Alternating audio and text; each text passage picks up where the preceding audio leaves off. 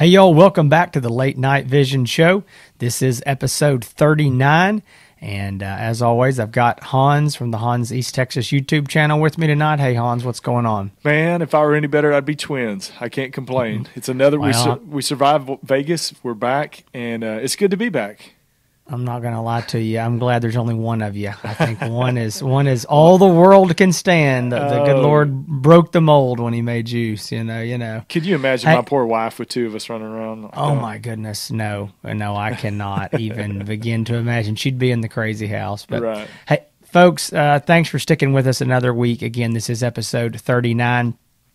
This is going to be our episode called the SHOT Show Recap, basically recapping what happened last week in Vegas, or most of it anyway, because what happens in Vegas stays in Vegas. But with that said, we are glad that you're with us another week, and we just want to say thank you. Please like and subscribe the show everywhere. We're at Instagram, Facebook, YouTube. That's a great place to follow us. We know a lot of y'all are watching our videos there, so be sure to subscribe so you never miss a video. While you're there, check out Hans East Texas YouTube channel. That's Hans ETX. All of Hans's latest videos will be put out there, one a week, every week. The man is a machine. He hardly, if ever, misses a week. So be sure to subscribe there. And while you're there, just go ahead and check out Outdoor Legacy gear as well. You can find me and subscribe. You can find Hans also on Instagram. You can find Outdoor Legacy there as well, and on Facebook. If you ever want to call and leave us a message at the Late Night Vision Show, we have a voicemail line. No one will answer the phone. Just call, leave your name, and we might play your message on the show. We'll leave out all the incriminating details, no names, phone numbers, anything like that. The number to call is 903-833-4461.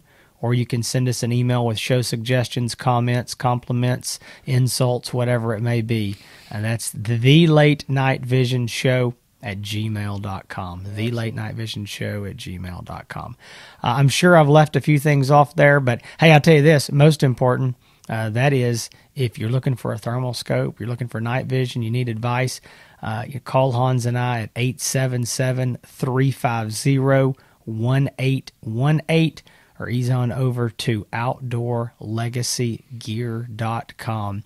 See all the thermal scopes and night vision right there. And like I said, you can always call us for advice, help, pre-purchase, anything you need. We're here to help. Absolutely. That was a mouthful. Did I miss anything? I think you got everything, except, you did say what happens in Vegas stays in Vegas. And I will tell you this, you and I came back unscathed, but my wife's been in bed sick ever since we got back, and yours came back in a knee brace. We're not going to tell how everything happened. I don't want to throw anybody under the bus, but exactly. The guys survived. How about that? The men survived Vegas. I think that it could just be that the ladies are getting older, but I don't know. Hopefully they don't listen this week, but we're just going to let that go. Can we edit that? No, there's no edit buttons in this episode. But you know what? We did have a good time. We did. I tell you, it was a lot of fun going to this was my first SHOT Show. It was a lot of fun. I mean, just so many people, 60, 70,000 people, they said, attend. Yep. And it was a mad house in there. And, all the hype is real. It's definitely, all the booths and everything. It's something to see. But you and I worked, I was there for 2 days. And you and I nonstop. We were, trying to produce the show, trying to go to the booths and shoot clips for the past episode 38, live from the SHOT Show. And it was just one right after the other. And it was either taping or talking about product. And, man, I was wore out every night I got back. It was, yeah. They were there for what, 3 nights? 3 nights, yeah. 3 nights, yeah. So they got there middle of the day on Tuesday, which is the first day of the show. And I was over there pretty much all day. I had meetings, so I was already pretty worn out. Hans shows up, and he's like man on a mission, ready to roll. And we go in there, and he's like, we got this, we got to do this at this time, this here. He was dragging me around, and I was already tired. We got through that afternoon, and we had another interview and meeting for the Late Night Vision Show that night, or that evening. And we went back to the room, do some editing, and we both crashed and burned for about 15 minutes on the couch. And we do definitely want to thank Jeff Murray for the interview. That was a great thing to do. He, during the show's a crazy time for him, even more than us, and for him to sit down with us for over 30 minutes and talk about new product was great. But yeah, Jason literally said, we've got time for a 15-minute nap. and that was it. That was it. We were out rolling, out to do an interview. So no, we had a great time. Look forward to doing it again next year. Hopefully we'll take a little bit more time to go by some other booths. All of our time was dedicated to night vision, but there were some other cool, hunting related stuff and some rifle companies and ammo companies and all that. So we just have to be careful, because what I found was all the time that Hans and I spent working was time that our wives were left unsupervised. Oh, that's true. And unsupervised women in Vegas normally means they're spending money. And so I think they were finding all kinds of stores to shop in. And I know that before we went out there, Amanda was asking me, she said, hey, she loves going to get a massage, loves to go to the spa. And, it's not something she does a whole lot, but I let her indulge herself, because she puts up with a lot. And she said, hey, I want to go in Vegas. Well, anybody knows Vegas just means it costs 3 times as much. And I'm like, okay. And I said, I tell you what, Hans has done a lot for the Late Night Vision Show, a lot for Outdoor Legacy in 2018, and I really don't feel like repaying him in any way, but his beautiful wife Crystal is the one who's really put up with a lot. I said, so why don't you and her go, and I'll pony the bill, and y'all go get a massage. Little did I know that go get a massage means noon to 4 or 5 p.m., half a day. So I honestly haven't even seen the bill from that. I don't know, Hans, but I may be coming to live with you, sleep on your couch when I get that bill. Well, after this discussion and them hearing that, you're definitely sleeping on the couch. But I'll tell you one thing. My credit card company called me and said that they heard that my credit card was about to catch on fire. It was being used so much in Vegas at stores I've never even heard of. So yeah, exactly. They said, go get that credit card. That thing's about to catch fire. Hey, man. Thank y'all again for joining us this week. Again, episode 39. And what we're going to do this week, last week in the live show, you got a chance. We were at the booths. It was crazy. We're trying to talk about as much product as we could in a short amount of time. And, talking to Matt at Envision, talking to Jeff Murray, the VP of sales for Pulsar SiteMark, and also showing different product. We didn't really have a lot of time to talk much about it in depth. But what we want to do this week is kind of run down all the booths that we went to, the night vision thermal booths, and kind of give a recap of each visit, each booth, and again, some of the different products that we saw and what we were impressed with and what we were kind of underwhelmed with. And this is kind of just our post-game SHOT Show 2019 Las Vegas episode. And please, I know all of you out there are sending in topics. Keep doing that. We've been so swamped with everything getting ready, and we've got our show topics lined up. Here, a few months ago, Jason and I would sit down to do a pre-show plan, and we're like, okay, what are we going to talk about? But here lately, that's 2 months. Everything's been booked solid. So keep sending in those topics. But right now, we're going to talk about kind of what we saw at the show and run down the booths. But the first thing, Jason, I want to talk about is our visit to the Trijicon booth. And, obviously Trijicon. Speaking of underwhelmed. I guess that was good timing to bring that up. Went by the Trijicon booth and, really didn't see anything new or exciting out there. So that was kind of what we were left with. I don't think we spent much time in the booth at all. To tell you the truth. I mean, we knew that was what it was going to be. But, the thing about SHOT Show is you just always hope that there's going to be some surprise. And there used to be more of that. Now I think we're seeing stuff getting leaked on purpose. I mean, leaked is, maybe not the right word, but sneak peeks released, more and more information. To be honest, it's kind of disappointing. I like to go out there and get big surprises, but no surprise. Trijicon didn't have anything. They did release the REAP IR Type 2s back in, summer 2018. So that was kind of their news. I think that everybody still just is waiting with bated breath for the day that Trijicon comes out with something new and has some of the cool features that everybody wants: internal video recording, maybe battery packs, those sort of things. And again, no real surprise, but they didn't have anything new, and I don't think we're going to be expecting to see anything anytime soon like that from them. So yeah, just basically the same old from them. And hey, I guess when your stuff's that good, you don't have to do a bunch of new stuff. So well, yeah, when you're the big dog, you can kind of just do that and sit back and let it come in. But still, we've talked about Trijicon a lot here lately. The product stands for itself, and maybe next year they'll come out with something brand new. But yep, same old stuff from Trijicon, still great stuff, but nothing new. Yeah. Well, we went by another booth. We've mentioned this on the show very briefly, and it is Sionyx. They have the small digital night vision handheld unit called the Aurora. It's something new that has kind of been making some waves on social media, a little bit on YouTube. There's been some reviews done on it. There's been some kind of back and forth between some of the Sionyx guys and some people that have used the products, and it's kind of like, what are the claims that this little unit will do, what it won't do. And so I think we might have mentioned this already, but Sionyx reached out to us. They sent us a unit to use. Hans has had that. I think he's fixing to send it over my way. I'm going to do some testing with it as well, and maybe something we talk about on the show. But they reached out to us, sent it to the unit, and said, "Hey, come see us at SHOT Show." So we went by their booth and talked to those guys there. Yeah.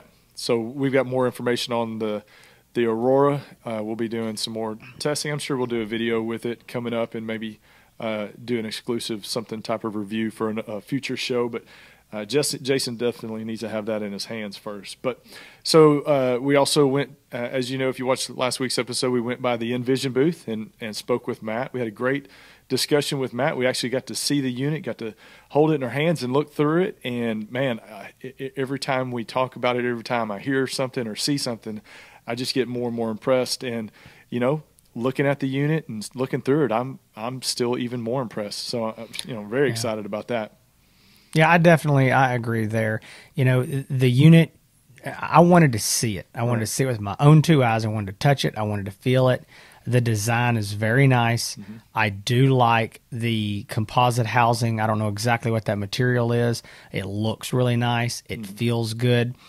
For a I'm right-handed, but for a guy like me who believes that right-handed people need the controls on the left side, that's really good. I did hear several people saying, why are these not on the top? Be kind of universal, and I understand that.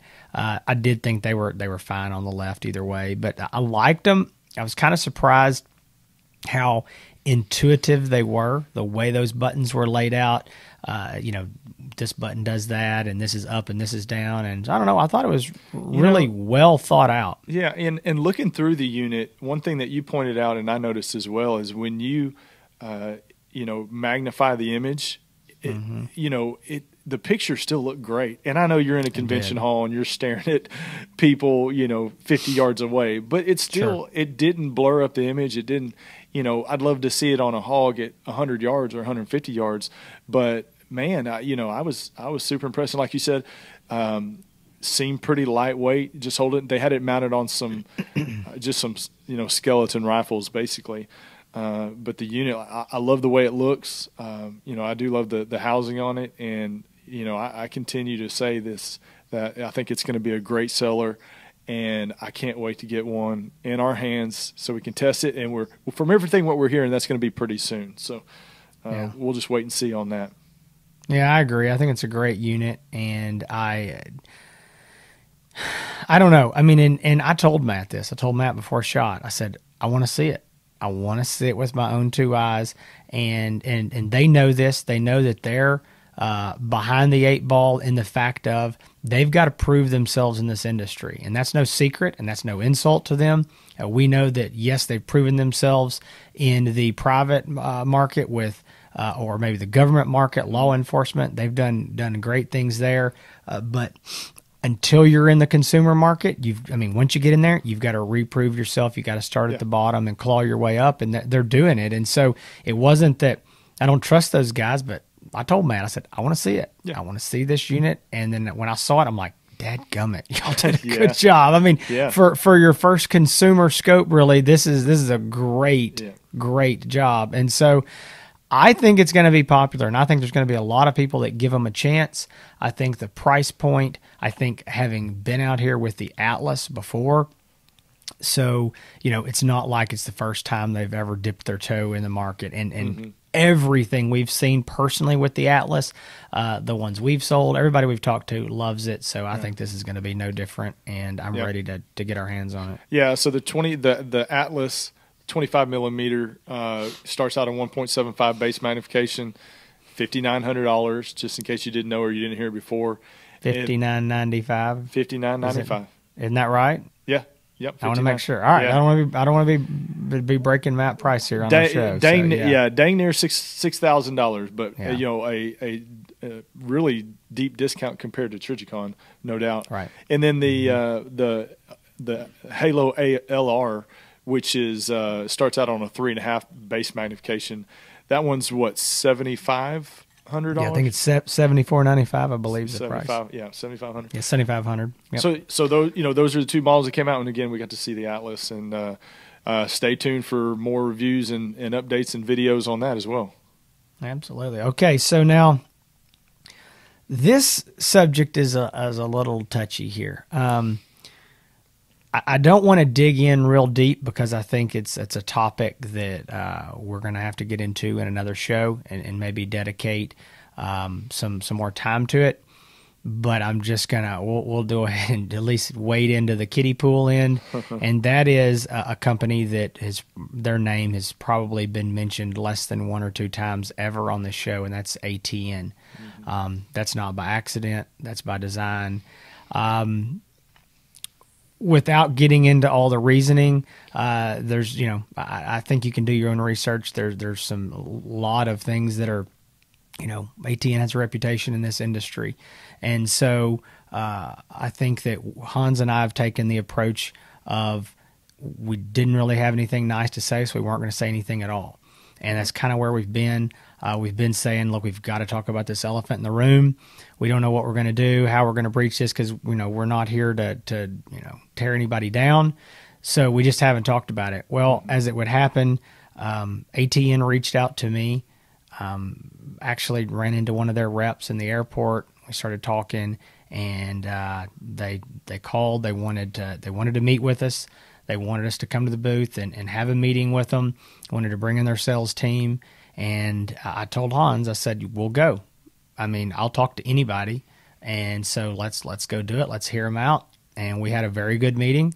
There was a lot of hard questions asked about customer service and those sort of things. And, I don't know. We can talk a little bit more about it in depth, but I think this is what we walked away with.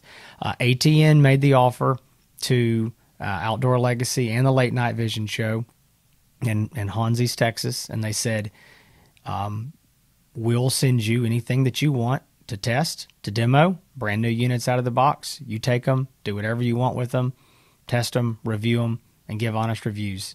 Send them back to us. Mm-hmm. No, nothing. No strings attached. You don't have to sell them. You don't have to do anything. You give your honest review. They didn't ask us to do anything special, just that. Yeah. They said, take them. We believe in our product. You name it. Name the product. You want it, we'll send it to you.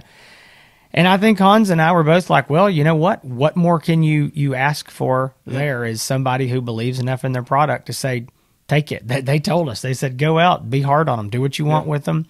And so I think we're going to take this opportunity sometime this spring, maybe early summer, not sure when. I think the ball's in our court, but it's kind of when we get time. Mm-hmm. I think we'll take them up on it, and we will go out and test some of these products. They've got a lot of new products out there. There's so many people out there that are asking about ATN products. There's a lot of people that have contacted this show wanting to know about different ATN night vision thermal scopes and kind of wondering why we don't talk about it.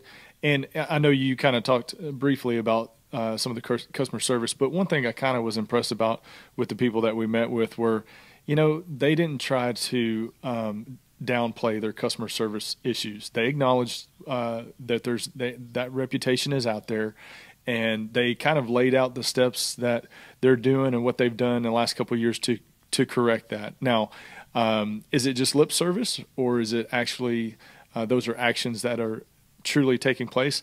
We don't know, but really what we want to do, we want to judge the product itself as a standalone item, judge the product, and then we can have the customer service conversation also, at a later time. But let's get the product in our hand. Let's see if it's even, what it's all about. Let's find out if it's something that we need to really bring up and talk about on the show. And that's kind of, I think, where we left it. I was pleased with the conversation that we had. I agree. I mean, I think it's one of those things where, look, Hans and I have made it a point from before this show was ever created. We talked about it and brainstorming and said, we're going to be honest with people. We're going to tell people the truth, and we're going to do that, and we're going to tell you. But at the same time, sometimes, like I said, you just don't say anything. And sometimes that's the nicest thing you can do. Yeah. I do think we've got to the point where it has to be brought up. But you know what? We didn't make any promises to sell their product. We didn't make any promises of anything like that. They didn't ask us to. Right. They just said, test our product. Right. And we want to do that. I mean, good gravy. I mean, who am I to say I'm above testing something? Oh, yeah. I'll absolutely test it. And I'm going to say this right now. I personally am rooting for ATN. And the reason that I'm rooting for ATN, what I mean by that is I want them to fix all their problems, and I want them to be a viable option in this market, because this is a very small market, and they're already here, and they're a big player, and we need competition. Competition is going to drive other companies to do more good things. And so, I mean, I want it. I don't want them to do bad. I want them to do great. I'm rooting for them. It's just, again, a very, very small industry. So, again, where that goes, we don't know. Where this plays out, we don't know. But as of today, we've had a good conversation with them. I think there were some doors opened, at least for us to do some demos and stuff, and that's what we'll do, and we'll take it one day at a time from there. So I want to turn the conversation to my kind of biggest disappointment of the show, and that was... I know what this is going to be. I can already know. Why? Because I've said it 50 times since we got home. Well, I don't disagree with this, but I knew what to expect. So going by the FLIR booth, what to me was the biggest disappointment. As far as size of the booth, they had a decent sized booth. But man, it seemed like empty shelves to me. It may not have been, but it just seemed empty.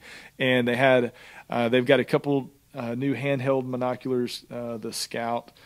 It's a Scout clone. They're calling it the Scion, I believe. Scion. Okay. Yeah, it looks just like the Scout to me. But it is. Yeah, it is. But that was about it. And I didn't see. Did you? There might have been. No. That was not about it. That was it. That was it. That was it. It was folks, sad. I don't know. Yeah. There's a lot going on at FLIR right now. There's been a lot of changes in the last 6 months, and that's, again, probably another half episode that we could get into at another time. There's just a lot of changes, and for those that don't know, FLIR is a Fortune 500 company. I believe they have close to 3,000 employees. I think they're spread out probably in every state. But what a lot of people are surprised to hear is that, FLIR has not become this big giant company and often even kind of a household name because of their thermal hunting optics. Right. That is a very, very small part of their business. They do very large things with military, government contracts, law enforcement, marine underwater, nuclear power plants. Almost every fire truck in this country has a FLIR thermal imager between the seats. So there's a lot of other things that they've done. This hunting optics division has been very small, and just recently it's kind of gotten restructured and rolled into the greater FLIR company.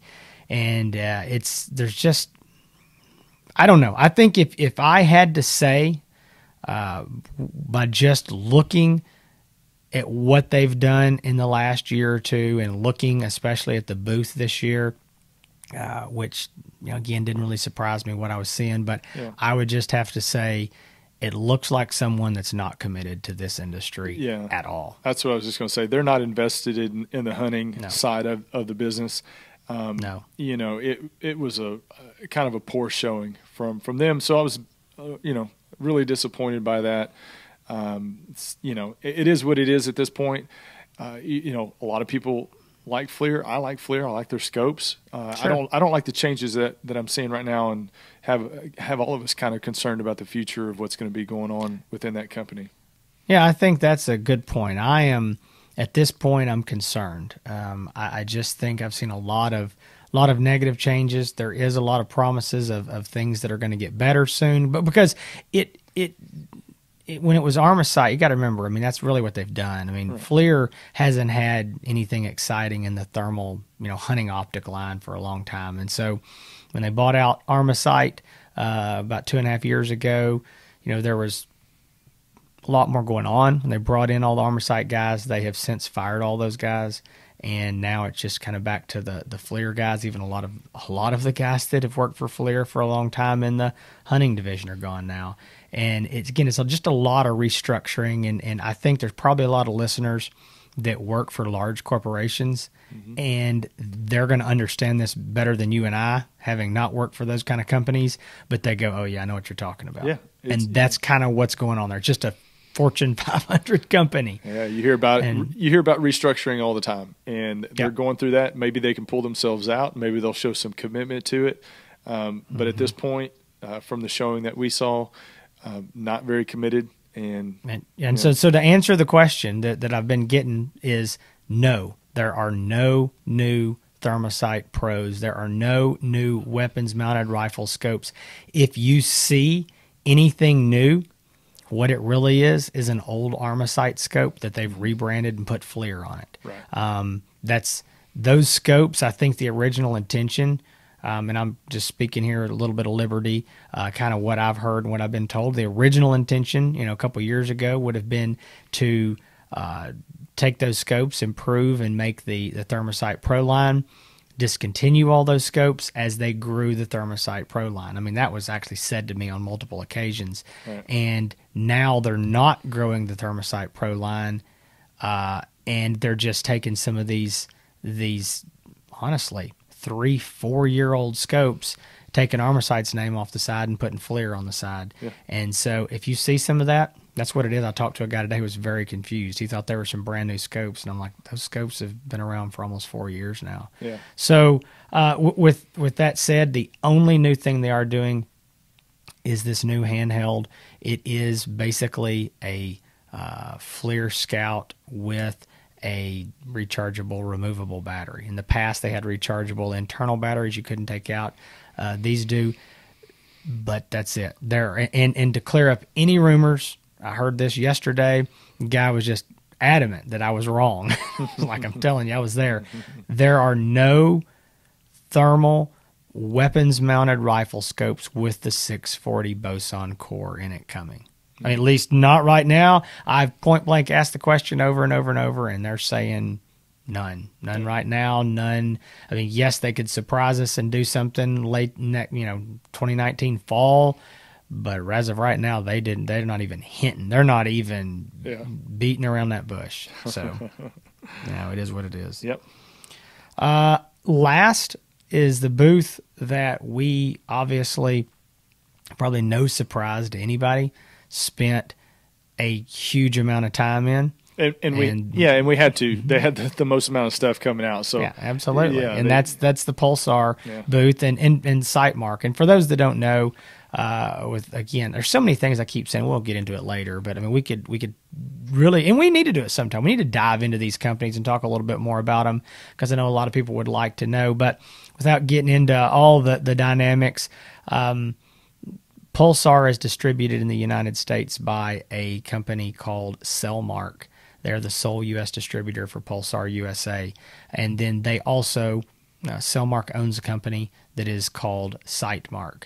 Mm-hmm. And so a lot of people have heard of them, but they don't realize that what the connection is. So for practical terms, this is again, practical for U.S., we would say those are sister companies. In reality, they are totally separate in the fact that, Sightmark is owned by Cellmark. Here in the U.S., Pulsar is an international company, but they're both distributed under the same company here in Mansfield, Texas. And there are some things that cross, meaning Pulsar, their parent company Yukon, makes the photons and things for Sightmark, and there's some battery interchanging, so there's a lot of intermingling, and I just call them sister companies, and for the most part to the US consumer they are. So they're in the same booth, so we had a lot of time to spend there with all the new product. Yep. Got a chance to look at it. One thing that, and Jeff even said this too, and I'm probably right there with him. I'm really excited about the new Axions, the handheld thermal monoculars. I agree. They are small. I mean, palm size, a little bit bigger than palm size. There's 4 different models that start at $16.99 and go up to $25.99. The 2 least expensive models do not include internal video recording. The other 2 do, and we looked through them, looked great, felt great, and I am excited about that. And I know people have been wanting an inexpensive or a lesser expensive thermal monocular compared to the Helions, and this fits right into that category. Yeah, these are going to be replacements for the Quantum Light XQ23V, the Quantum Light XQ30V, and the Helion XQ28. Those were all $16.99 to $21.99. So right now, current on the market available today, least expensive thermal handheld from Pulsar is $29.99. That's the XQ38 Helion. And so there's a gap. I mean, there's not even a gap. That's like the edge to get in. And so these are really going to fill that. Now, we'll get into probably next week's episode, maybe dig through a little more on some of the specs and prices on each one. I do want to point out that $16.99 model is not going to be around at first. So I wouldn't hold out on that one. I think you're probably going to want to bump on up to it's going to be the Key XM30 for $18.99. Pulsar was like, it's not coming yet. That's going to be a later model. So they did announce it, but then they're kind of like, hey, we don't know. This thing's not coming as soon as the others. Right. But what are they saying? I've so these information overload. Isn't it 60, 90 days, couple months? Yeah. I think so. Yeah. They're definitely coming a lot sooner than the Thermions from what, everybody's been saying. So, yeah. Yeah, I think the Thermion, it's nice to see this stuff, but it is disappointing to already know so much about it. Yeah. I mean, it really is. I mean, it's kind of like, think about this, guys. So, it's Christmas, and it's fun to either not have a clue what you're getting, or maybe you've got a hunch and you think you might know what it is, but you don't know all the details.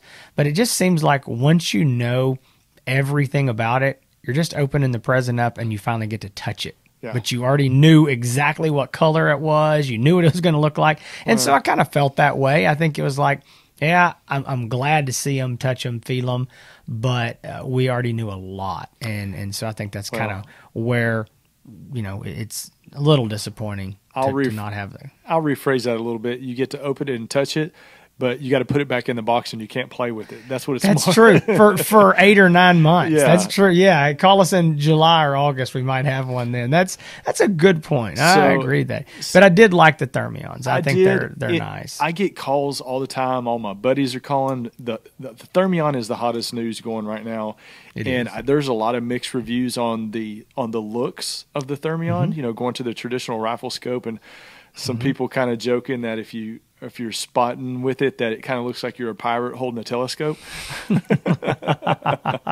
And oh my gosh, Jeff Murray's never going to come back on the show. No, now you're insulting the. But I will say this. Yeah, I will say this. I kind of like it, and I'm not going to say that I prefer it over anything else, but it's growing on me, the look of it.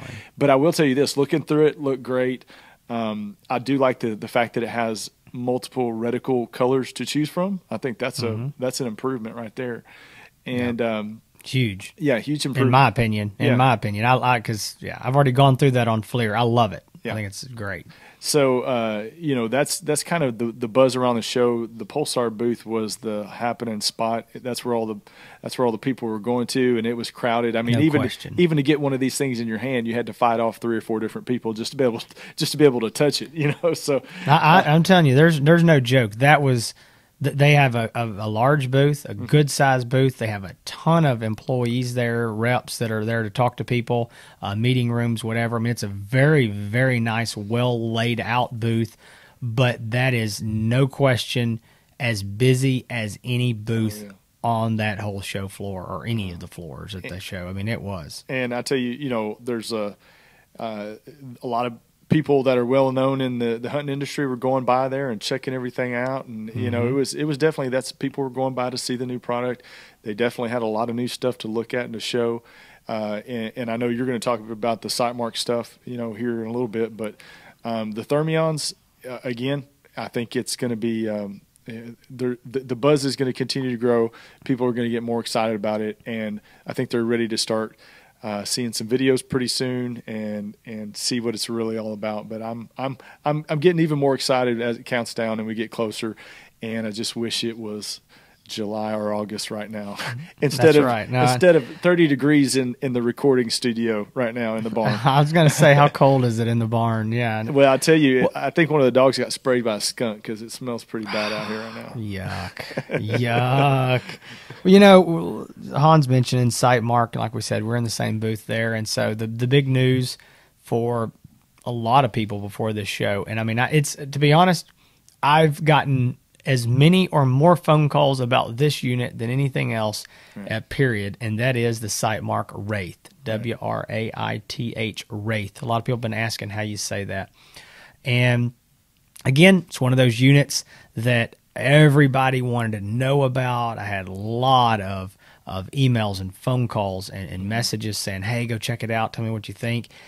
And I hate to keep sending them a broken record, but it's like, well, I know about as much as I did before SHOT because they released videos, they released all kinds of stuff from it. It's a great looking unit. I think it looks really good. I think the design looks nice.